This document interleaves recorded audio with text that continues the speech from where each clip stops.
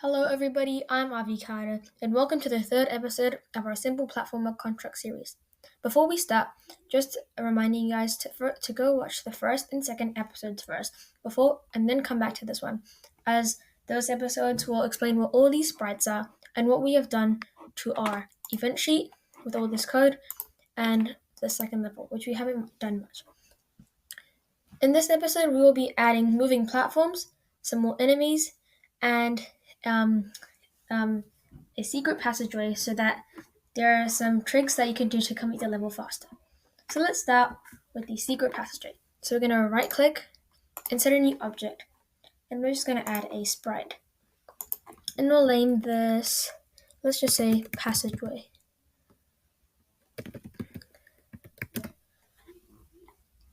Click insert.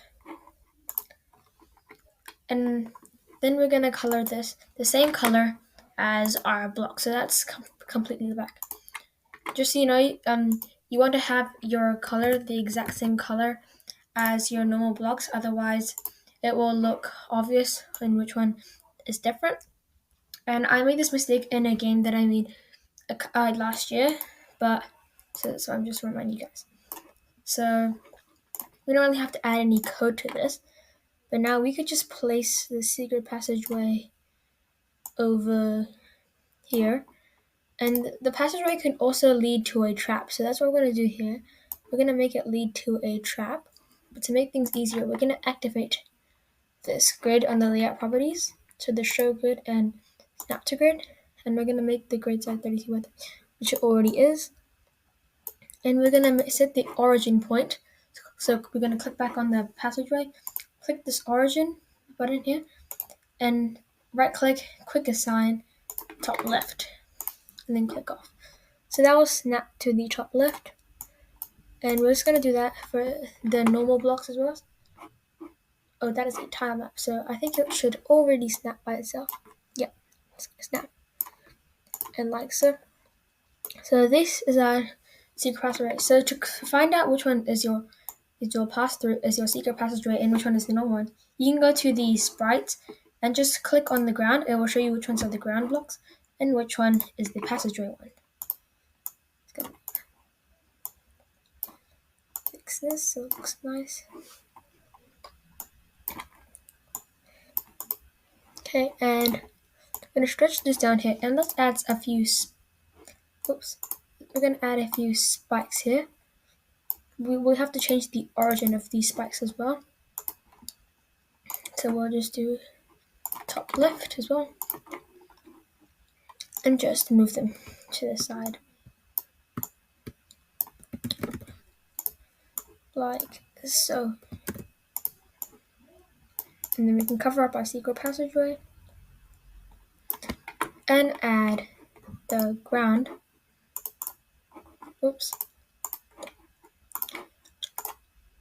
And we can just add the ground block over here.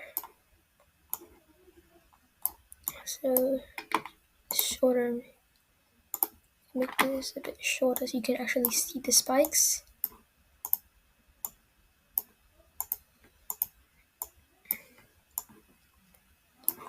And we'll have to test this to see if the jump is actually possible, because sometimes the jump might not be possible. So let's just test that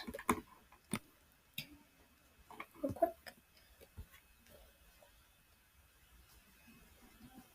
Here we go, we're jumping. Oh, my keys didn't work that time.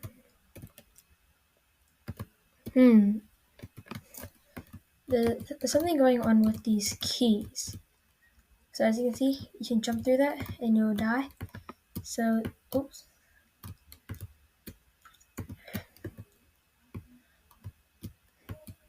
Ooh, my keys are really bugging out. I don't think it's actually possible, so we might have to move the blocks. Yeah. So we'll just have to move this so it's shorter and remove this spike. Maybe move this in one. So it forces you to go in that narrow area. I don't know why I was dying so much. My keys are like, they like keep on going even if they stop. So you have to like time that right there on the edge, and then you'll make it 6. So that's our secret passageway. It's not really a passageway. It's more of just like a trap. But if we had more on this level, like passageways here, and like so, there's more. It was more complex. Then we could really add a secret way, like a hidden method. But for now, we can just have the secret passageway as a trap. So next, let's add the moving platforms. This is quite similar to the passageway and ground, just with a different behavior. So let's just add a sprite and name this moving platform 1. It's because we're going to add 2. Oh, okay. Oh my. Okay, and then we can just shrink this to, this is going to be a different one, so 32 by 64. 64 by 32, sorry. So it'll be this the long ways. And we're just going to color this black as well. Maybe even 16, maybe. Yeah, 16 sounds good. We'll just move it over here. So right now it's just a normal platform with no behavior. So we're gonna right click, add behavior, and we're gonna add the sign behavior to this one. Then we're gonna go down to the sprites properties, and we can just see that it says horizontal. So that means that this block will move horizontal when we start. So when we play the game, this platform will start moving side to side. If you want it to move up and down, so vertically, we can do it like this, and we can have the period longer so it goes fast. It goes higher. So it could be like this. So like you could be like, but alright, yeah, we have to add the solid behavior. But as you can see, it's going up and down. It's going quite slow though, so yeah. I wonder if we can make it go faster. It's magnitude, I'm pretty sure.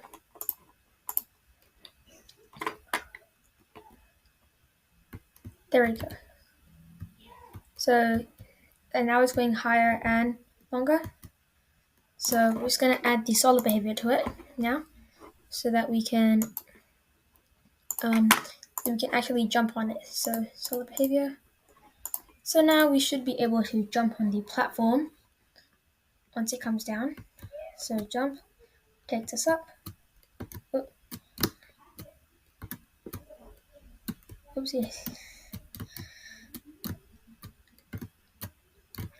And there we have it. So that's our first moving platform. Now there's also another one we can add. So we can just right click on this one and we can clone it. So I'll make a moving platform 2.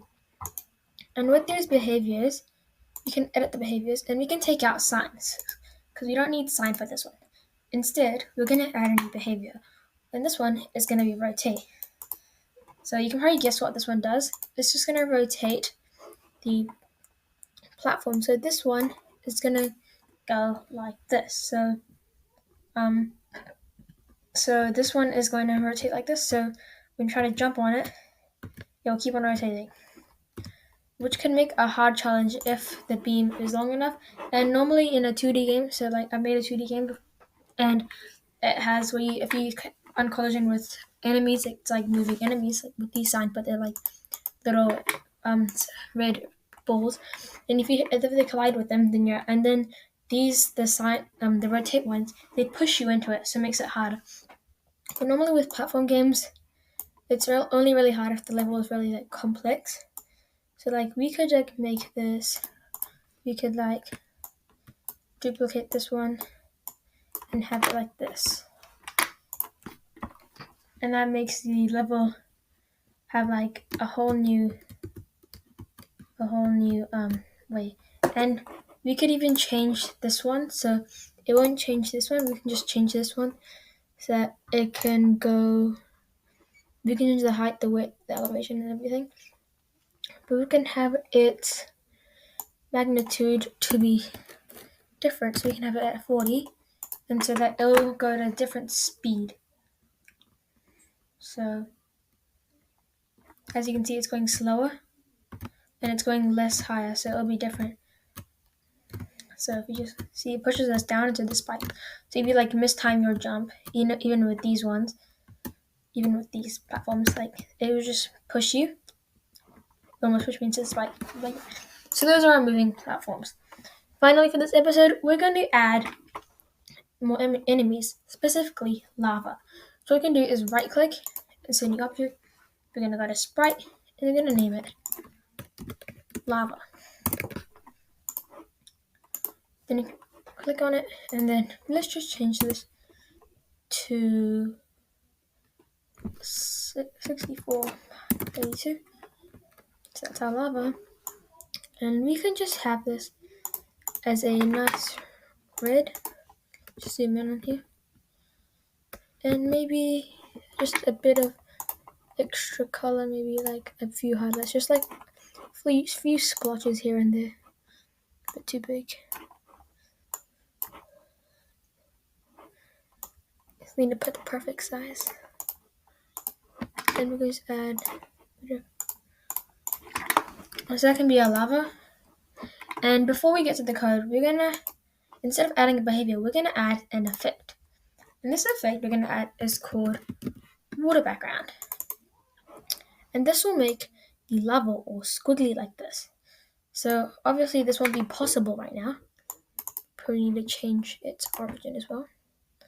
So the origin top left. And let's just zoom in here. We're just gonna shrink this so it's like this. And so it's like this. And then we can just add another one here. Like this. And then we can send this to the back of the layer. So moves into bottom of layer. And we can just stretch this background down. And then send this to the bottom of layer. And we can fix how the lava looks later. But right now if we play it, the lava won't do anything, but this is how it will look. So it would actually look like lava. But right now it won't do anything because we haven't added the code yet. I think we can even stretch it down a bit further and compress it in. And maybe we can add the ground one here. And just have like a little container for it. Almost like so. Moving this up.